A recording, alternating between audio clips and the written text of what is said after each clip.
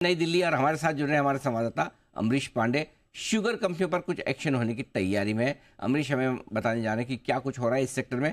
अमरीश, बताएं, क्या sugar sector के लिए खबर पॉजिटिव या थोड़ा सा इनको टाइट करने वाली?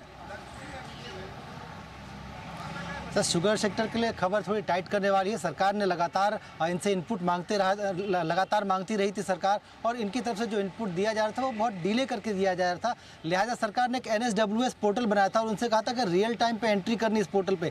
कंपनियां वहां भी एंट्री नहीं कर रही थी। अब सरकार ने एक और जो है चेक इन पे लगा दिया है। अब NSWS पोर्टल को GSTN के साथ मर्ज करने की तैयारी चल रही है, जो कि प्रक्रिया इसी महीने पूरी हो जाएगी। अब के बाद अगर कंपनियां रियल टाइम पे एंट्री नहीं करेंगी या फिर जो डेटा सरकार को दिया है वो GST के डेटा से मैच नहीं करेगा, तो उन पर बड़ा एक्शन लिया जा सकता है।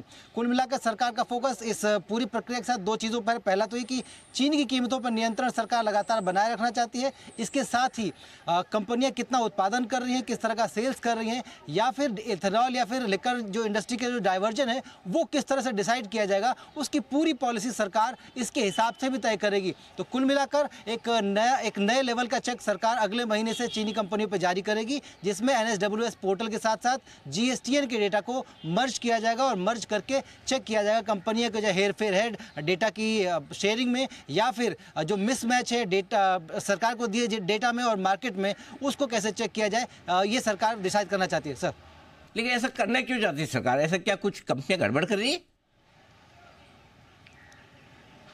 सर, लगातार सरकार ने कहा था कि आपको टाइम बाउंड एंट्री देनी है, लेकिन कंपनियां इस पे हिला हवाली कर रही थी, नहीं देती थी। इसके साथ ही जब इथेनॉल का टारगेट सरकार ने तय किया था, उसके बाद सरकार की कोशिश थी कि इथेनॉल के लिए जो प्रोडक्शन है उस पर लगातार मॉनिटरिंग बने और जो ब्लेंडिंग का टारगेट है वो समय रहते पूरा किया जा सके। कंपनियों के जो डेटा नहीं देने के पीछे की वजह है वो यही है कि वो इथेनॉल के लिए डाइवर्जन बढ़ा रही थी और मेन जो मार्केट में शुगर है उसमें शायद कुछ कमी हो रही थी। और इस बार जबकि शुगर का उत्पादन कम होने का पूरा अनुमान है, लिहाजा सरकार ये चाहती है कि किसी भी लेवल पे कोई भी हिला हवाली या फिर कोई कोताही न बरती जाए, ना चीनी की कीमत बढ़े, ना इथेनॉल के लिए जो डाइवर्जन या फिर जो स्टॉक्स हैं वो मुश्किल में पड़े। इसलिए सरकार दोनों ही चीज़ों को फिक्स करने के लिए इस लेवल के चेक को लेकर आई है। परफेक्ट। तो ये अमरीश की तरफ से बड़ी खबर। अमरीश, आज एक चीज़ नहीं सीखी मैंने अमरीश से, नया शब्द सीखा, हिला हवाली।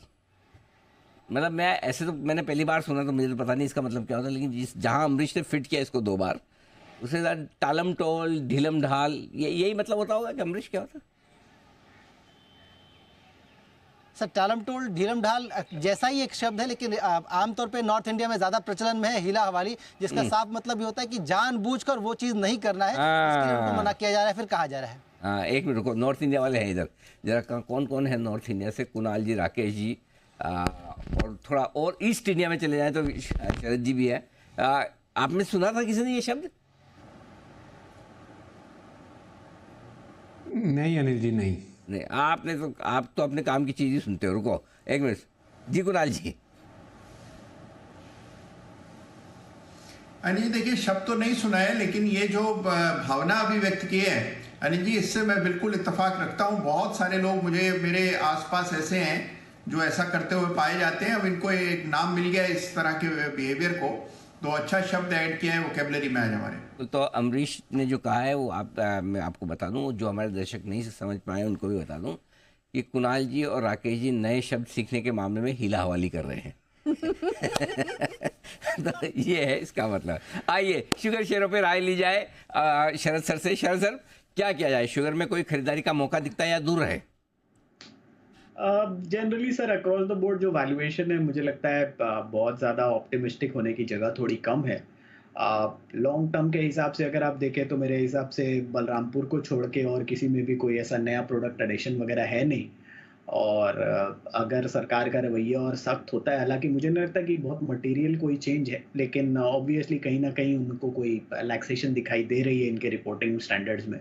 और चूंकि एसेंशियल कमोडिटी जैसा है और इन्फ्लेशन पे भी अभी थोड़ा सा ध्यान है, तो मुझे नहीं लगता कि बहुत ज़्यादा कोई यहाँ से कमाई में ग्रोथ है। बलरामपुर वगैरह में भी जो ग्रोथ एक्सपेक्टेड है वो कोई बहुत रोबस्ट नहीं है। तो मुझे लगता है अनलेस और अनटिल बलरामपुर का जो नया डाइवर्सिफिकेशन वो बोल रहे हैं वो प्ले आउट करता है अगले 1.5-2 साल बाद, और उसके पहले कोई ऐसे ट्रिगर मुझे दिखाई नहीं देते। और अक्रॉस द बोर्ड 25 से 27 टाइम के आसपास ज़्यादातर कंपनी ट्रेड कर रही हैं, फॉरवर्ड पे 24 से 25 टाइम। तो मुझे नहीं लगता कि यहाँ से बहुत ज़्यादा कोई अपॉर्चुनिटी किसी भी शुगर स्टॉक में है।